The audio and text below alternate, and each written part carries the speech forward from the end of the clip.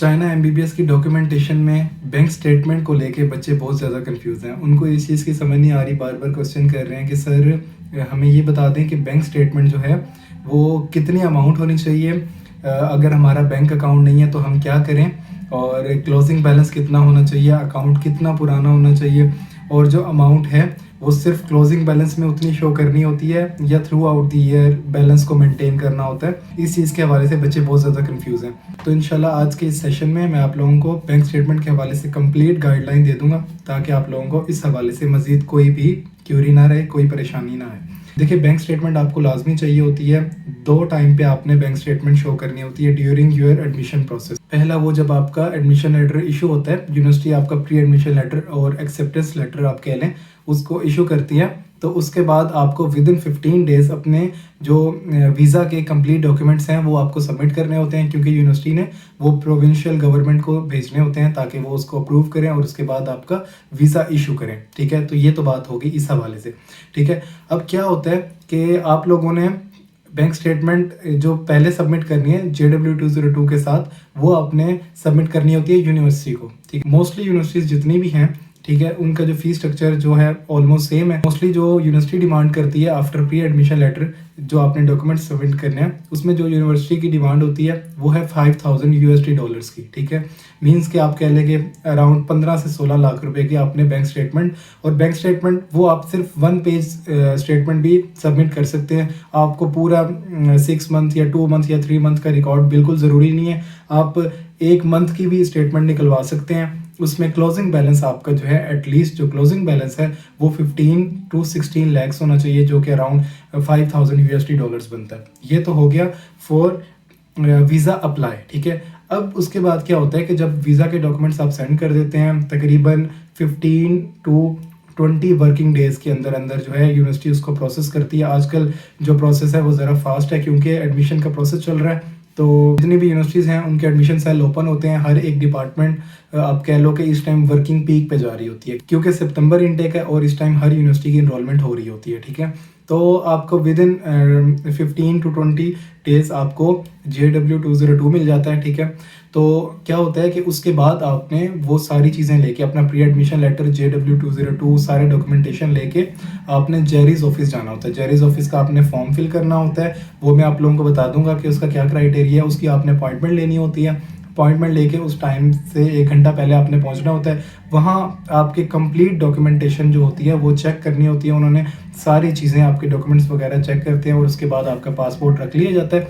1 हफ्ते के अंदर अंदर वीज़ा लग के आपको आपका पासपोर्ट मिल जाता है। ठीक है, बट जब आप JW202 रिसीव कर लेते हैं अपनी यूनिवर्सिटी से, उसके बाद आप जेरीज ऑफिस जाते हैं, तो वहाँ पे अगेन आपको बैंक स्टेटमेंट चाहिए होती है। अच्छा, बैंक स्टेटमेंट जो चाहिए होती है वो आपका मिनिमम जो है वो कंप्लीट डिग्री के लिए, वो आपका जब वीज़ा लग रहा होता है तो वो आपकी कंप्लीट MBBS की डिग्री है उसकी बेस पे लग रहा होता है। तो नॉर्मली जो क्राइटेरिया है बैंक स्टेटमेंट कैलकुलेशन का वो 5 to 6 लाख पर ईयर है। अगर आपकी 6 ईयर की डिग्री है तो अराउंड आप कह लो कि आपको 30 से 35 लैक्स की बैंक स्टेटमेंट चाहिए। ठीक है, नॉर्मली जो है यही कैलकुलेशन का मेथड है कि 5 to 6 लाख पर ईयर के हिसाब से काउंट कर लिया जाता है। अगर आपका 6 ईयर प्रोग्राम है, फॉर एग्जांपल जब कोविड के बाद बच्चे आए थे तो उनके 2-2 3-3 साल रहते थे, तो उन्होंने, किसी ने 10 लाख की सबमिट की थी, किसी ने 15 लाख की, 5 लाख पर ईयर के हिसाब से, किसी ने 2 साल जिसके रहते थे उसने 2 सालों की सबमिट की, जिसके 3 रहते थे उन्होंने 3। तो बैंक स्टेटमेंट है वो आपने अपनी डिग्री की जो ड्यूरेशन है उसके अकॉर्डिंग आपने मेंटेन करके उनको सबमिट करनी होती है। अच्छा, अब एक बहुत ही इंपॉर्टेंट बात यह है कि सर मेरा अकाउंट नहीं है तो मैं क्या करूँ। देखिए बच्चे, अगर आपका अकाउंट नहीं है तो भी आप बैंक स्टेटमेंट सबमिट कर सकते हैं, बट एक चीज़ को मेक श्योर करें, जब आपका अकाउंट नहीं होता तो आपने 2 चीज़ें बैंक स्टेटमेंट के साथ लाजमी सबमिट करनी होती हैं।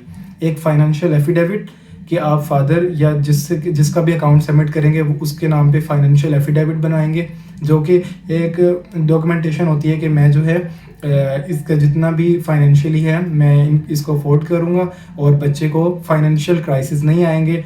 उसका एडमिशन जो है इस चीज़ के हवाले से यूनिवर्सिटी को कोई डिस्टर्बेंस नहीं होगी, उसके फ़ी डिपॉजिट के हवाले से, किसी चीज़ के हवाले से उसको थ्रू आउट द डिग्री जो है कोई परेशानी नहीं होगी। ठीक है, इस चीज़ को लेके एक फाइनेंशियल एफिडेविट जो है वो आपने बनवाना होता है। साथ जो मोस्ट इंपॉर्टेंट चीज़ वो ये होती है, आपने FRC बनवानी होती है। FRC क्या है? FRC है फैमिली रिलेशन सर्टिफिकेट। वो क्या होता है कि आपने नादरा के पास जाना है, आपने उनसे कहना है कि मुझे अपनी एफआरसी निकलवानी है।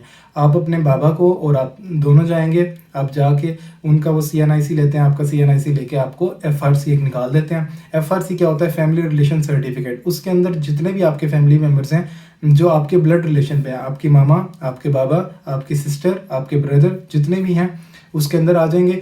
और जो एफआरसी में जितने भी लोग हैं उन्हीं में से किसी की आप बैंक स्टेटमेंट अटैच कर सकते हैं अपने डॉक्यूमेंटेशन के साथ। इस बात को मेक श्योर कर लें। इस चीज़ के हवाले से बच्चे बहुत ज़्यादा क्वेश्चन कर रहे थे कि बैंक स्टेटमेंट अगर हमारी नहीं है, तो बच्चे अगर आपकी नहीं है तो कोई इशू नहीं है, बट आपने एफआरसी लाजमी सबमिट करनी होती है। और एफआरसी में जितने भी लोग हैं आप उनमें से किसी की भी बैंक स्टेटमेंट यूज़ कर सकते हैं। बट अगेन एक और चीज़ भी है यहाँ पे कि जो बैंक स्टेटमेंट जो जेरीज ऑफिस में चाहिए होती है वो एटलीस्ट जो है लास्ट 6 मंथ की चाहिए होती है, जिसमें आपको क्लोजिंग बैलेंस उतना शो करना होता है। ठीक है, तो इस चीज़ को आप मेक श्योर कर लें कि आपको जो अकाउंट है वो एटलीस्ट जो है आप कह लो कि 4 to 6 मंथ पुराना होना चाहिए। और उसकी जो बैंक बैलेंस है वो आपकी डिग्री की ड्यूरेशन के हिसाब से आप 5 to 6 lakhs per year count करके उतना बैलेंस आपने एटलीस्ट मेंटेन करना होता है।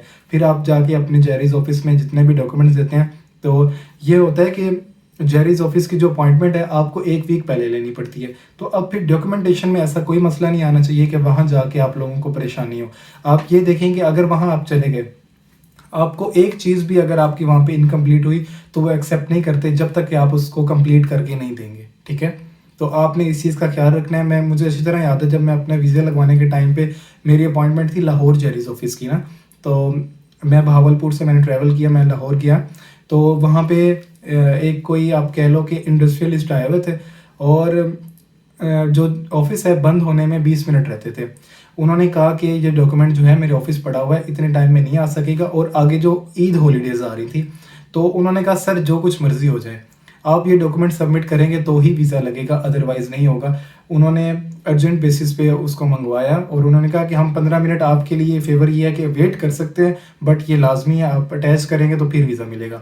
तो ये बात बताने का मकसद ये है कि आप लोगों ने अपने डॉक्यूमेंटेशन का अच्छी तरह से ख्याल रखना होता है। कोई भी चीज़ भूल के नहीं जानी, क्योंकि हर बंदा लाहौर से नहीं है या हर बंदा इस्लामाबाद से नहीं है। कुछ जो आप कह लो कि होते हैं साउथ पंजाब से या इस तरह के, जो एक बड़ी ट्रैवलिंग करके पहुंचे होते हैं जेरीज ऑफिस 1 वीक पहले अपॉइंटमेंट लेके, तो उनका बहुत टाइम ज़ाया होता है। तो डॉक्यूमेंटेशन का ख्याल रखना होता है। तो इसमें एक चीज़ में बच्चे कंफ्यूज थे, बैंक स्टेटमेंट, तो मैंने आप लोगों को कंप्लीट गाइड कर दिया। इंशाल्लाह इस हवाले से अब आप लोगों को कोई कन्फ्यूजन नहीं रहेगी। तो अगर आपका मज़ीद कोई क्वेश्चन होगा डॉक्यूमेंटेशन के हवाले से तो आप ज़रूर पूछ लिया करें। इंशाल्लाह आपको ऑन टाइम में रिप्लाई करूँगा। अस्सलाम वालेकुम, सबको अस्सलाम वालेकुम।